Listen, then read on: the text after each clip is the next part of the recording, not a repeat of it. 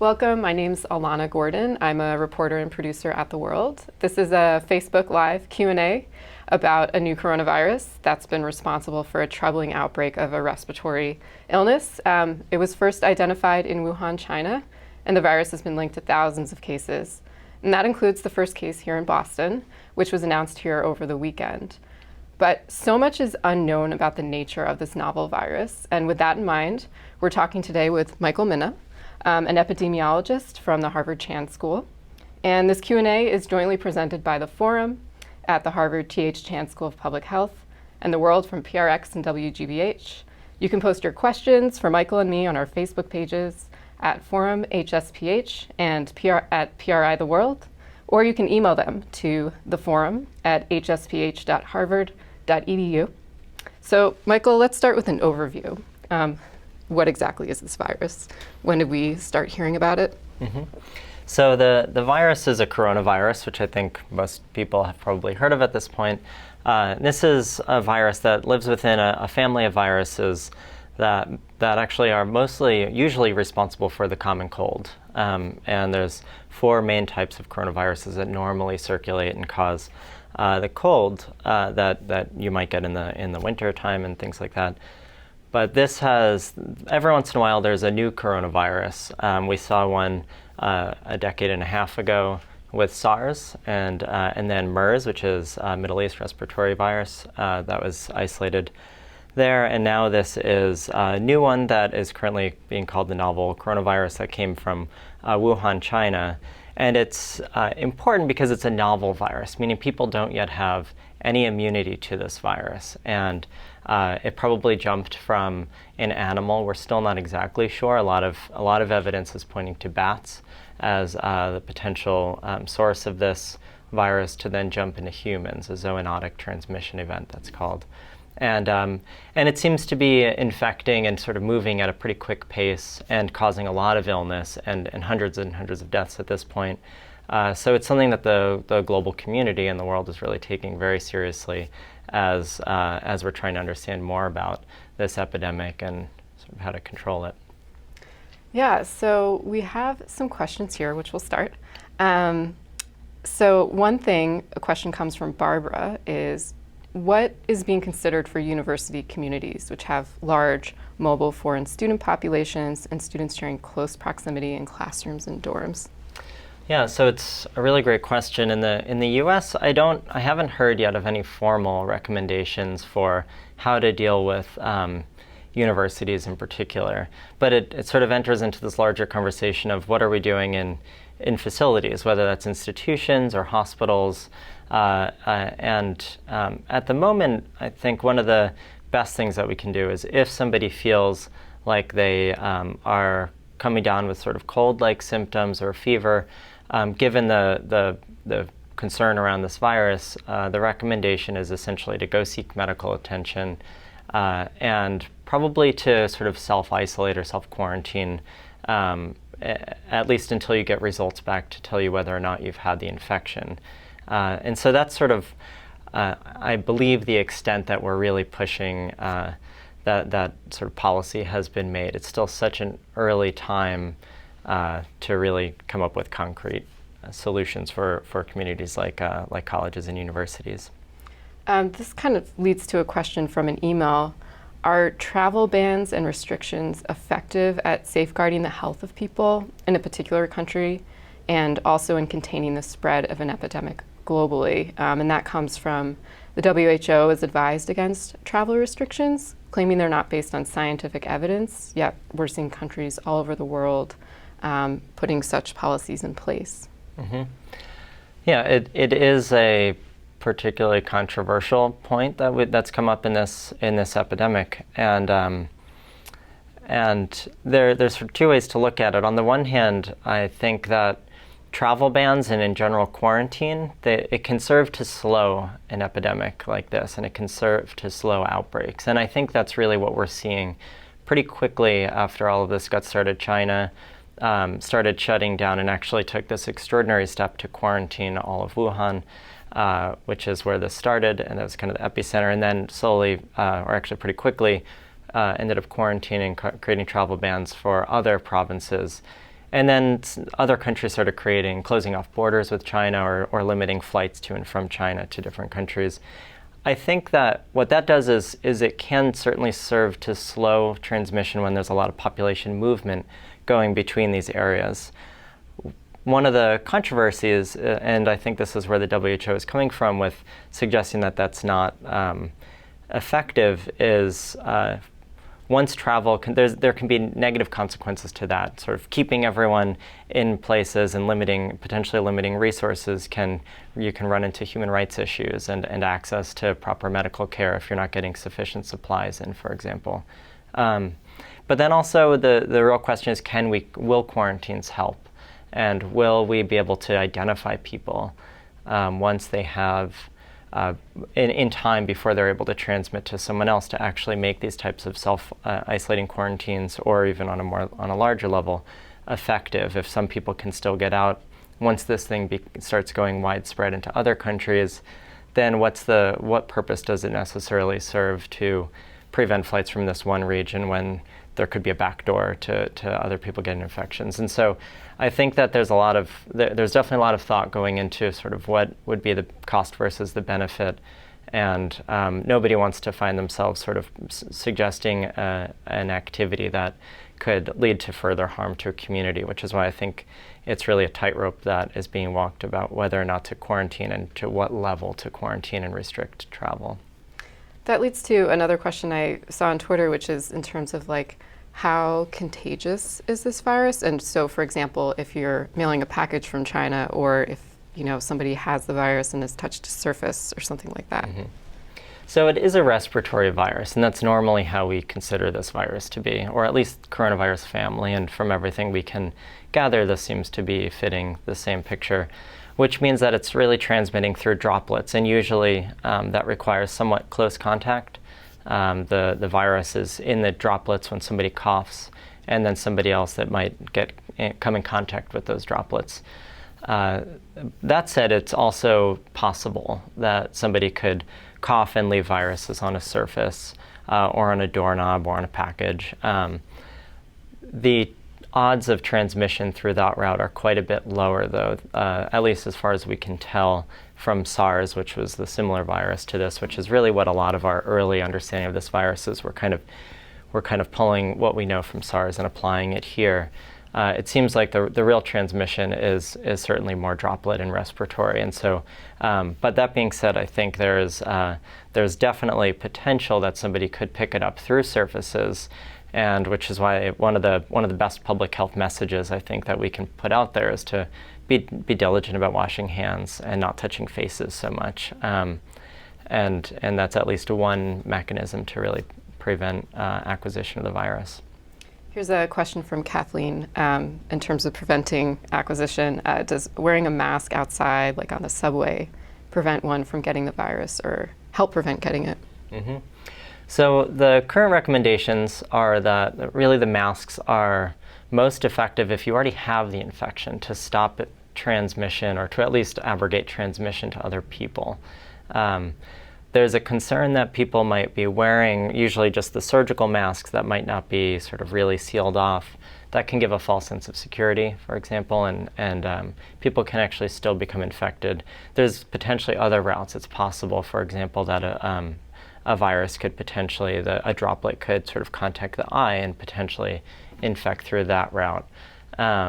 So masks to prevent acquisition, they're not necessarily the optimal. That said, I personally feel that wearing a mask will still serve to limit some transmission. If you're immunocompromised, for example, and you really can't bear to become infected, I think it can't hurt anyway. But the real benefit is really to prevent outward transmission from somebody who is symptomatic. Another question comes from Paleb. Why does it take so much time to get a vaccine against this? So yeah, as previously the same type of viral outbreak, there might not be a vaccine already available. So vaccines are really hard to make. We had tremendous success at the beginning of building vaccines, polio and smallpox and measles. And these were kind of low-hanging fruits, and the vaccines work really, really well. Some viruses, however, are much harder to build a vaccine against. And that's because there's a real interplay between what we use to create the vaccine, how well we can either create a virus that won't actually harm people if we give it to them as a vaccine. Usually we're giving subunits these days, which means we're not actually giving a real virus in any sort. We're just taking parts of it and letting the immune system recognize it and respond to it. But the hard thing is finding which exact parts do we want to expose somebody to actually give them what we would call a neutralizing immune response or a sterilizing immune response. And it's actually very, very difficult to figure out how to create a vaccine that can safely stimulate an immune response without causing disease while also providing really long-term memory. And so it's very complex when you get into sort of vaccine immunology and vaccine biology.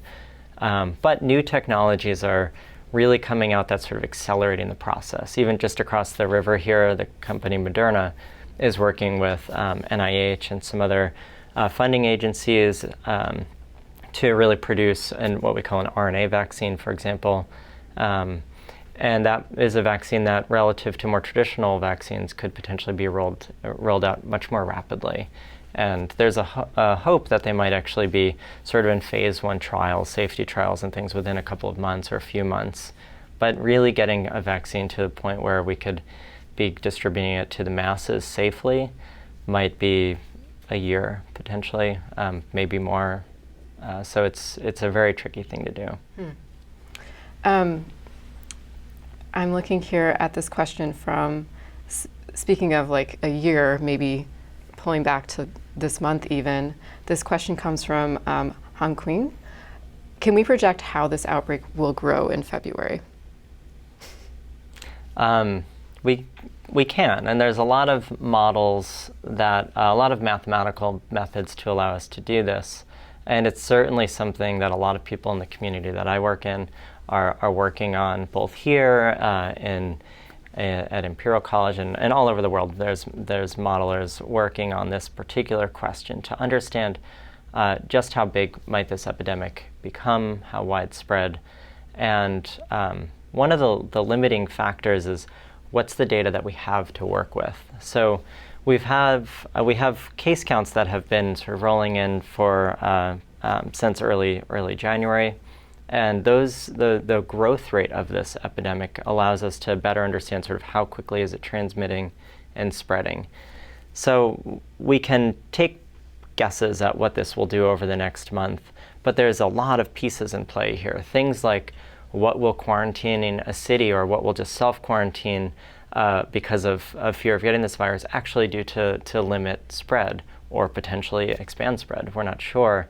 So there's a lot of key pieces, which is why I think we're kind of taking it a day at a time and saying, really right now we're trying to get estimates of just how many infections do exist currently that maybe aren't being reported.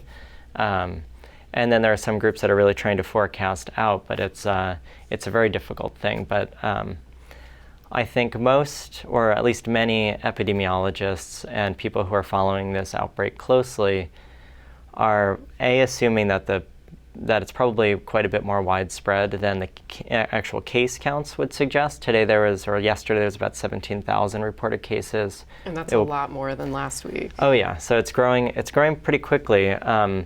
And probably today, for example, the number of case reports my guess is will exceed 20,000.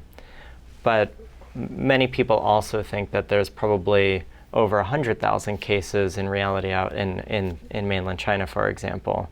And we just don't capture all of those through the case reporting that we currently have. So it's difficult to know exactly what kind of data we're working with to better understand sort of the denominator here. And then to project forward just adds another level of complexity. But we can somewhat assume that this is growing with somewhat of an exponential rate, and it will continue increasing in scale. This is a question from Susie. Speaking of scale, why has the response to this virus been so extreme when this year's regular flu has already killed thousands more people? My short answer to that is fear of the unknown. I think that flu is a very dangerous virus. It infects and kills many, many, many people across the globe every year. This virus, I think, part of the real concern and fear is the beginning of a outbreak from a new virus is usually when we see sort of the worst case fatality rates and the rates of death, because we're really, in order to identify something as a wholly new pathogen, we have to kind of first identify clusters of usually pretty sick people to even raise a red flag and sequence a genome from a virus that somebody might have, for example, and realize, oh, this is something new. So the beginning of an epidemic like this, you have what look like really bad numbers in terms of survival rates. And then as you start to better understand what's the denominator and how many people are actually getting infected, those numbers start to come down to more reasonable levels. Right now, it's still very high. The official numbers are somewhere around 2% of the reported cases are resulting in deaths so far. But probably that number is quite a bit lower if we assume that the actual number of cases are higher. But I think those early counts make people very, very wary and nervous. And we just don't know how far this is going to go. So rightly so, I think people are very, very concerned. Especially when you don't understand the dynamics of a new virus. The average person on the street just hears lots of things in the news, and it sounds very, very scary. That leads into a question from AJ, sent to the forum email account. What is the role of public health professions and organizations to combat disinformation, as well as stigma perpetuated by clickbaity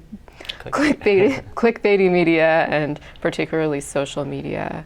And he continues, obviously we need to communicate how the public can protect themselves through primary prevention, but things like recoiling from every person who looks Asian in public is not helpful. No, and I think we're in a new era in a way in terms of social media and new outbreaks. And the only one that was really, we had Ebola 5 years ago or 6 years ago now, and 2009 H1N1, and those are sort of the only two real global infections of global concern that have come about in this real era of like widespread social media. And I think public health experts and policymakers are just trying to wrap their heads around what is our role in this new era. I mean, we could spend all day trying to combat misinformation online, but that would leave us very little time to actually do the research that needs to get done in these very critical windows. And so I think everyone takes it a little differently about what their personal responsibility is. Me personally, I do try to get on Twitter every once in a while and combat some misinformation, but ultimately it seems like a never-ending flood of misinformation mixed in with a lot of really good information. And so I think the best thing we can do is point people to reputable websites and really encourage the public to A, not share misinformation, and B, really understand where the information is coming from and go to these reputable sources. So I'm looking at a question. I'm going to go a little bit into the clinical. Michael on Facebook asks, can you address whether antivirals such as Tamiflu would help build immunity if you're around contagious patients or persons, and let's say you're a health worker in emergency medical service? So antivirals won't help build immunity. So building immunity is really a thing that your immune system does to sort of combat a virus based on what that virus sort of looks like. Antivirals, some of them, there's a potential that certain medications for viruses could potentially help. And Tamiflu would not be one. So that's actually targeting a specific thing on influenza viruses that does not exist on this coronavirus. So I wouldn't expect it to really be beneficial. But there are actually studies going on looking at some HIV medications, like protease inhibitors, that theoretically, and actually in some mouse studies and animal work after SARS, did show that there might be some efficacy of using these drugs that were initially developed for HIV because they can also act on similar mechanisms to prevent sort of the way the virus spreads within the body. So there is some benefit, and I think the world is sort of looking into the existing drugs that do exist to see will any of these actually work for this virus. along with creating, or hopefully creating, new ones and new therapeutics. But we couldn't, for example, just take any off-the-shelf antiviral made for other infections and throw them at it. So, but there are some, and we hope that there will be more coming down the pipeline, especially if we start considering that the real possibility that this might become a virus that stays with us as humans for quite a while. We'll want to have some way to treat it in the same way that oseltamivir or Tamiflu was created to fight influenza infections. So here, you're also a doctor here, how would you treat somebody if they were to present to you? Well, so the standard of care right now is really supportive care. These HIV medicines are very much in trial and under investigation, but for the most part with a virus like this novel coronavirus, it's supportive care based on what the clinical picture is of the patient. So that might mean anything from discharging them right after you find out, discharging them to some home quarantine, to everything towards respiratory support and ventilation if they're really having respiratory distress and severe acute respiratory disease. So that's sort of the continuum, and it's unfortunately mostly supportive care at this point in time. And I would point out that antibiotics there's always confusion during times like this. Well, would antibiotics help? And antibiotics don't treat viruses. But what they can do is they can treat secondary infections that are often associated with viruses. So I think sometimes people hear, oh, so-and-so has either this coronavirus or a flu infection and they got an antibiotic, and they start to question whether or not that physician's doing the right thing. Questioning is always a good thing, but there are good reasons to give antibiotics during a viral infection if the patient is believed to have a bacterial co-infection. And those can often be very severe in the wake of a viral infection. So that is one tool that we have. This is a question from Twitter, and you talked a little bit about why it's hard to develop a vaccine, but this also gets into a different aspect of, is the virus mutating, and in turn, how might that play into finding a vaccine? But yeah. Mm-hmm. So the virus doesn't seem to be mutating quickly. For example, it's mutating at a rate that we would anticipate just in terms of sort of every time a virus replicates, or you can get small point mutations. And so I don't think at this point the mutation, it doesn't seem to be escaping immunity, for example, and making it harder to create a vaccine. And I would imagine maybe that question came from looking at seasonal flu. So seasonal flu every year does mutate a bit, and so we have to kind of keep figuring out what's the best match. Sometimes it's mutating, sometimes it's actually recombining with other flu viruses. So flu is a little bit of the biology surrounding flu is a little different. It doesn't have, the coronavirus doesn't have the same ability as the flu to just swap out big parts of its genome.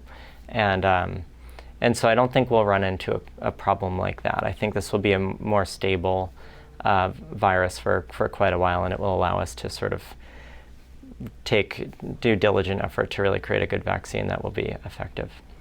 This question comes from Linda. How can we distinguish this coronavirus pandemic as natural occurring versus an act of bioterrorism? Well, I'm guessing that there was a strange preprint that was put out online a few days ago that I think was pulled offline, suggesting that there were some mutations that looked like an HIV virus, and people were thinking this is bioterrorism. The way that we can distinguish it is the genome and so we've now sequenced the full genome of numerous isolates from this virus, and they essentially look like they look like they're very related to bat coronavirus, and so we understand there's a very clear directionality that we think that this could have jumped into humans and is spreading. So I think that outside of conspiracy theories, I think all the biology really points towards this being a natural occurrence of a zoonotic transmission event leaping into a human population. Is there a zero chance that this is, from some from a lab. I wouldn't say it's zero, but I would say it's much, much, much more likely that this is a natural event, and it's just what these things do. In fact, humans are always plagued with infectious diseases. This question's been coming up a lot, and I know you touched on it earlier, but how long can this live on surfaces, the virus? And Eldana also asked that. So it depends on the environment that the surface is, but it could be anywhere from hours to potentially even days. Whether or not it can actually live on a surface for days and still remain and keep enough viability to actually infect somebody is a different question. And I would say I wouldn't suggest to people that they need to be worried about touching surfaces that may have been touched, hours earlier. I think in general it probably will not live for long periods of time on a surface. But if you were to actually really swab a surface that somebody had coughed all over and put it into a cell culture and try to grow up the virus, you might see some viable virus there. I'm seeing a couple questions that, so I'm going to try to combine these. One from Facebook is, there was some news on China Daily News page that showed some patients were going home after recovering. Does that mean they found a cure? On the other hand, this question from Diana talks about how I've seen multiple photos and posts from Wuhan, China, recording funeral homes taking up to 15 cars a day with 7 to 8 bodies. Is it possible that so many are infected that they could have so many deceased? I'm not intending to spread fear. I'm just wondering if it's more widespread before control measures were put in place. Yeah, it's a good question. Two ends. So what was the first one you asked? The first one is people recovering. Oh, so yeah. Does that mean there might be a cure? Yeah, so people recover from infections, just like any of us might recover from flu or a normal cold. So saying it's a cure is, I wouldn't say that people are being given a cure, but the body has this amazing ability, it's our immune system, to cure us of infections. And so that's really what's going on when people recover. That's why we normally call it recovery rather than sort of cure. I think cure kind of elicits a different idea. And in terms of the deaths, I would say that there is a decent chance that there's more deaths than are being counted in the actual reports. We aren't clear enough about what's really happening on the ground in China, for example, to say with extremely high confidence that the numbers that we're seeing are absolutely accurate. But they seem to be following a very consistent pattern that we would anticipate in an epidemic like this. And so, but we also know that the resources in mainland China at the moment, especially in Wuhan, must be stretched pretty thin because of the way that this has spread. And so whether all the deaths are actually being recorded is difficult to discern. This went by really fast. So I want to just wrap up with one more question. This comes from online, what's a credible source where we can continue to get good info about the virus? Sure. I think the CDC has a website up that you can certainly go to, and it gives links, and it will give you lots of sort of all the basic information somebody needs to know. The Centers for Communicable Disease Dynamics here at Harvard School of Public Health, CCDD, also we've been putting together information. Johns Hopkins has a really terrific site that also aggregates information, and the WHO also does. And I think these are some pretty reputable sources, I would say, that are giving sort of current and updated information. If you really want to get into the nitty-gritty of sort of what are the case counts today and things like that, there's lots of different places online. But I would say sticking to these four or other public health sites.